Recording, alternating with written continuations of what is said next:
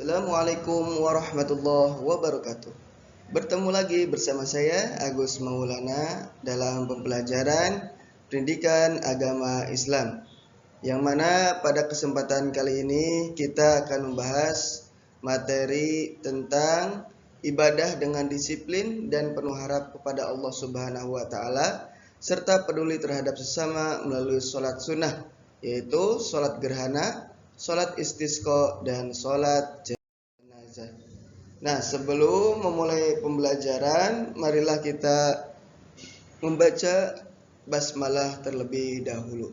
Bismillahirrahmanirrahim. Nah, pada pembelajaran kali ini, adapun tujuan pembelajarannya, yang pertama yaitu siswa dapat menjelaskan pengertian sholat gerhana, jenazah, istisqa beserta ketentuan dan tata cara pelaksanaannya dengan benar, menjalankan ketentuan agama sesuai syariat, serta memiliki rasa ingin tahu yang tinggi. Yang kedua, siswa dapat menyebutkan ketentuan maupun hukum sholat gerhana, jenazah, istisqa sesuai syariat, serta memiliki rasa ingin tahu yang tinggi. Lalu, siswa dapat merancang dan mempraktekkan sholat gerhana, jenazah, istisqa beserta ketentuan dan tata cara pelaksanaannya dengan benar, menjalankan ketentuan agama sesuai syariat. Yang selanjutnya di sini ada pertanyaan pemantik. Silakan bisa diamati gambar dari yang ada di video ini. Ada 3 gambar, silakan diamati. Oke, kalau sudah diamati, di sini ada beberapa pertanyaan. Pertanyaan yang pertama yaitu fenomena apa saja yang ada di ketiga gambar tersebut. Nah, silakan bisa dijawab. Yang kedua, pernahkah melaksanakan sholat dari ketiga peristiwa tersebut? Lalu yang terakhir, mengapa penting bagi kita mengetahui fenomena tersebut? Silakan, ini sebagai pertanyaan pemantik, bisa dijawab oleh kalian dan bisa ditulis di buku tulis. Nah, yang selanjutnya ini materi kita yaitu sholat gerhana, sholat kusuf dan sholat khusuf. Nah, sholat gerhana adalah salah satu ibadah sunnah yang dilakukan ketika terjadi gerhana matahari atau bulan. Pelaksanaan sholat ini sangat penting bagi umat Islam karena mengandung keutamaan dan rahasia besar yang terkandung di dalamnya. Lalu di sini mengenal sholat gerhana. Adapun pengertiannya dalam ilmu fikih yaitu diambil dari bahasa Arab yang disebut dengan kusufain atau sholat 2 gerhana, yaitu ada sholat gerhana bulan dan sholat gerhana matahari, yang mana sholat gerhana bulan ini sering disebut dengan sholat khusuf. Kalau sholat gerhana matahari disebut dengan sholat khusuf. Nah, itu istilah dari 2 gerhana tadi. Tentunya pelaksanaan sholatnya itu tergantung dengan fenomena yang terjadi. Ya. Yang selanjutnya di sini ada tanda-tanda kedatangan gerhana. Yang pertama itu ada gerhana bulan. Tanda yang pertama itu biasanya bulan berubah menjadi merah tua atau coklat, terjadinya kedua purnama atau full moon pada 1 bulan kalender. Lalu yang ketiga, posisi bumi di antara matahari dan bulan seperti ditunjukkan pada gambar yang ada di video ini. Lalu ada gerhana matahari.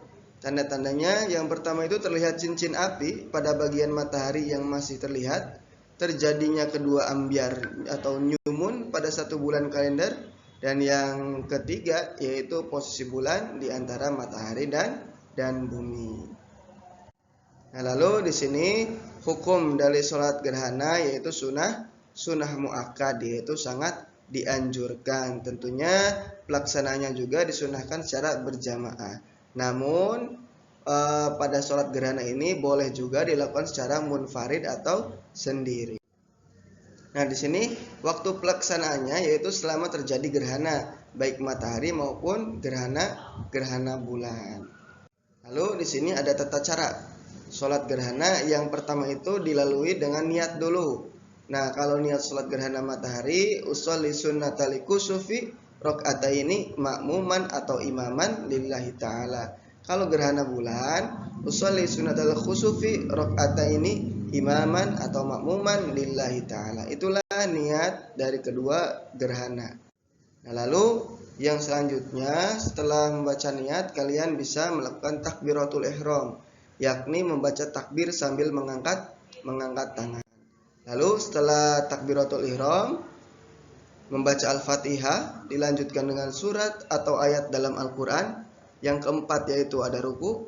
Yang kelima berdiri dari ruku, dilanjutkan baca surah Al-Fatihah. Dianjurkan dilanjutkan baca ayat atau surah dalam Al-Quran. Kemudian yang keenam ruku kedua, lalu i'tidal, sujud 2 kali, berdiri untuk rakaat kedua dengan tata cara yang sama pada rakaat pertama. Lalu yang ke-10 diakhiri dengan salam. Yang ke-11 khutbah terkait fenomena gerhana. Nah, di sini ada hal-hal yang perlu diperhatikan saat sholat gerhana. Yang pertama itu menjaga kebersihan, tidak mengganggu orang lain, dan menjaga kekhusyuan. Lalu di slide yang berikutnya ada catatan penting tentang sholat gerhana, yaitu berkumpul di masjid. Lalu yang kedua berzikir dan membaca Al-Quran. Dan yang ketiga fenomena alam yang indah, yaitu melihat fenomena alam gerhana dengan mata kepala sendiri, pengalaman yang indah dan mengagumkan. Karena itu sebuah tanda-tanda dari kebesaran dari Allah Subhanahu wa Ta'ala. Lalu yang selanjutnya yaitu ada sholat istisqa. Nah, sholat istisqa ini bisa dikatakan juga dengan sholat meminta datangnya hujan. Nah, di sini mengenal sholat istisqa. Adapun pengertian dari istisqa dari bahasa Arab al-istisqa yang artinya meminta hujan. Kalau secara istilah, sholat istisqa yaitu sholat sunnah untuk meminta hujan kepada Allah Subhanahu wa Ta'ala. Di sini ada cara minta hujan. Yang pertama itu sekurang-kurangnya minta hujan bisa dilakukan dengan berdoa, baik sendiri maupun bersama-sama. Lalu yang kedua, doa meminta hujan juga bisa dilakukan pada waktu khutbah Jumat. Lalu yang ketiga, doa meminta hujan bisa dilakukan dengan menyelenggarakan sholat istisqa. Lalu di sini ada dalil dari sholat istisqa. Yang pertama itu ada surat Nuh ayat 10 sampai 12 dan ada hadis dari riwayat Ahmad. Nah, di sini para ulama juga sepakat bahwa sholat istisqa itu termasuk ajaran Rasulullah Shallallahu Alaihi Wasallam dan hukumnya itu sunnah muakkad, yaitu sunnah yang dianjurkan.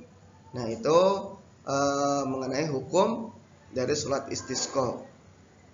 Lalu yang selanjutnya, sebelum melaksanakan sholat istisqa itu disunnahkan agar memperbanyak bacaan istighfar. Ya, lalu yang selanjutnya itu 2 rakaat, ya, tidak ada perbedaan pendapat di semua mazhab ulama tentang jumlah rakaat. Seluruh ulama sepakat bahwa sholat istisqa itu hanya terdiri dari 2 rakaat saja. Lalu di sini ada takbir. Nah, takbirnya itu ada 2 kali takbir. Takbir yang pertama itu 7 kali takbir. Lalu takbir yang kedua itu 5 kali takbir. Seperti sholat Idul Adha dan Idul Fitri. Cuman di sini yang membedakannya hanya di lafal niat dan fenomenanya saja. Lalu yang ketiga, ketika setelah melaksanakan mengucapkan niat lalu takbir, ya, lalu imam itu mengeraskan suaranya atau secara jahar. Disunahkan juga pada rakaat pertama itu membaca surat Al-Ghasyiyah. Tentunya setelah surat Al-Fatihah. Lalu yang keempat itu khutbah. Khutbah sholat istisqa disunahkan dimulai dengan baca istighfar. Nah, silakan. Lalu yang selanjutnya itu memindahkan selendang atau sorban, ya. Lalu berdoa. Nah, itu dari sholat istisqa atau tata cara sholat istisqa. Lalu yang selanjutnya ada sholat jenazah. Nah, di sini yang dimaksud dengan sholat jenazah itu untuk penghormatan untuk jenazah atau untuk orang yang meninggal dunia.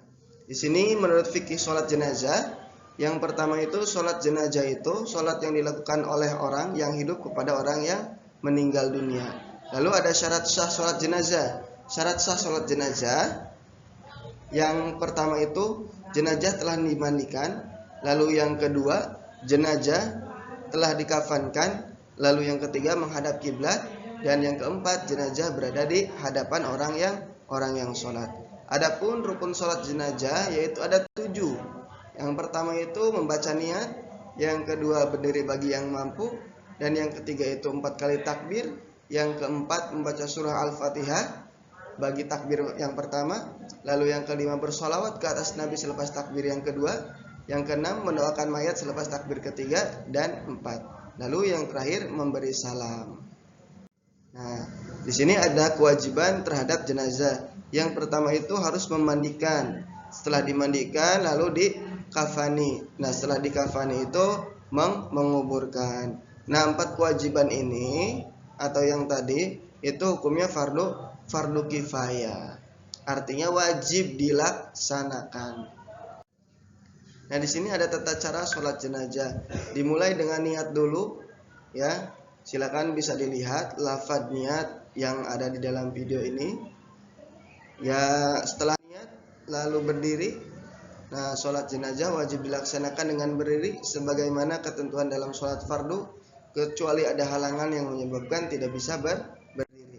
Lalu di sini ada posisi. Nah, posisi imam ketika sholat jenazah. Ketika jenazahnya laki-laki, imam itu harus sejajar dengan kepala.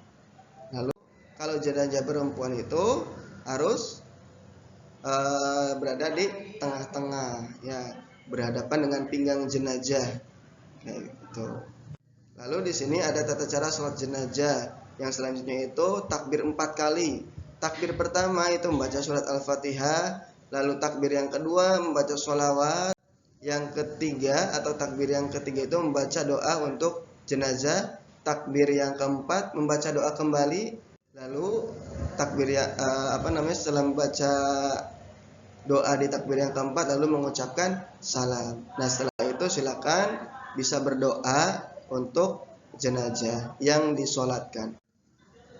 Nah, di sini ada pun hikmah dari sholat jenazah. Yang pertama itu memberi penghormatan dan kasih sayang kepada si mayat, lalu menimbulkan keinsapan dan keinginan untuk taubat, memohon rahmat Allah kepada si mayat, mengeratkan silaturahmi dengan keluarga si jenazah. Nah, di sini nilai-nilai yang terkandung dalam 3 sholat tadi, ya, ada nilai disiplin, ada nilai penuh harap atau tawakal, lalu nilai mengingat keagungan Allah Subhanahu wa taala, lalu nilai rendah hati dan penuh harap, lalu nilai mengingat pada Sang Pencipta yaitu Allah Subhanahu wa taala, lalu ada nilai kepedulian sosial. Nah, itulah dari materi yang bisa Bapak sampaikan. Kurang lebihnya mohon maaf. Wallahul muwaffiq ila aqwamit thoriq. Wassalamualaikum warahmatullahi wabarakatuh.